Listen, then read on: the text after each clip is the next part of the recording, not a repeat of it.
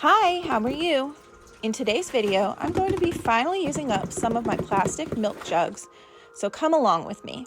For today's projects, you're going to need some plastic milk jugs or anything in a jug-like shape. I know orange juice comes in these containers, as does several other liquids, including honey and tea. You'll also need a pair of scissors, a sharp pointy object like my sewing awl, pipe cleaners, lanyard clips, and a round object roughly 3 inches in diameter to use as a stencil. Try to remove as much of the labels from your jugs as possible. But if you can't remove the labels, don't worry about it. We are going to actually cut the majority of the jug anyway, so the labels are not all that important.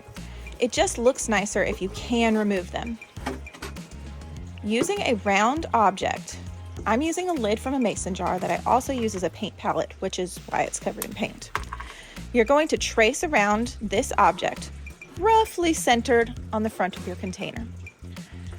I'm doing this with my handle on the left side of the jug, but it doesn't really matter which side you choose to do this on.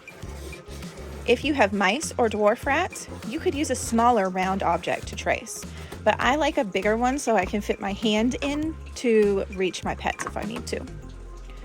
Using scissors, make a small hole in the middle of the circle. Then cut from the center towards the outline and then around your circle, cutting it out.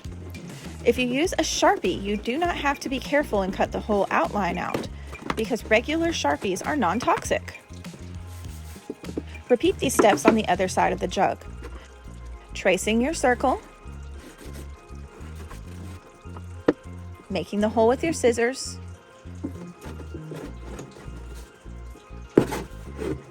cutting out the circle.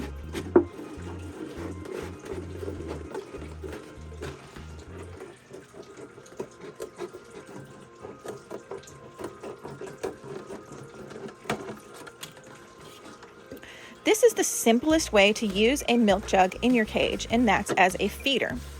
A lot of children do this type of craft as a bird feeder in kindergarten or preschool, but our rats can enjoy it as well. There's various ways to cut the opening depending on your preference.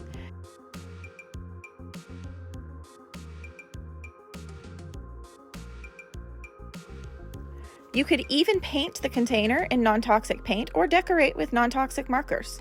This could be a great project to do with your kids. The next jug we're going to turn into a hanging hide. I have made a kind of wobbly avocado shape on the side of my jug, and I'm going to use the same process to cut it out. Poking a hole in the middle and then cutting towards the outside and cutting around my outline.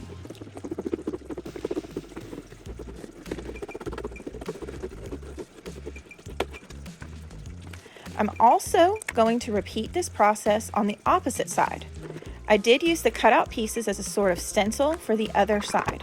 However, since it is reversed and indented, it's not perfect, but that's okay. The rats won't care. Using a sewing awl, I punched 4 holes in the top of the jug, 2 in the handle close together, and 2 in the larger section that forms the base of the jug as well.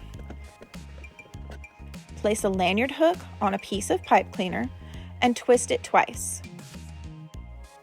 Then the ends of the pipe cleaner into the holes that you made in the container's body, twisting a few times on the inside of the jug, and lastly, folding the ends up flat against the jug itself. Repeat this process for the handle, but you're going to fasten it under the handle. Now your jug makes a lovely hanging bed. Make sure to add a little bit of litter or bedding or even some fleece scraps to make it super cozy. Next, we're going to actually make a hide for on the floor. This is a great option for one that you can throw away or recycle when you are done with it, much like cardboard boxes. And this idea and the previous one are not mine at all. They both come from a Discord member, and I want to give them credit. So thanks to Dizzy Aviator.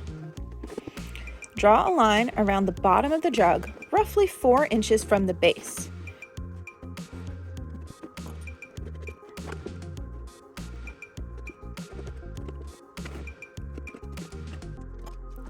To cut this out, you're going to do the same process as before, poking a small hole with the tip of your scissors and cutting across the bottom. You're also going to need an opening, so draw a doorway as well. I'm positioning mine roughly centered on the corner.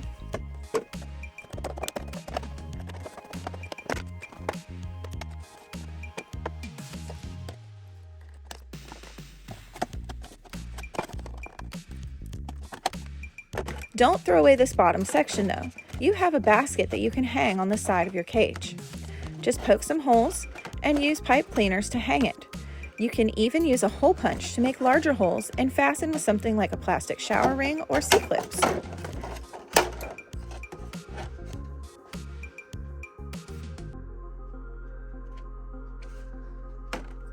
I have more plastic ideas that I will go over in future videos in this series. Thanks for watching. Bye!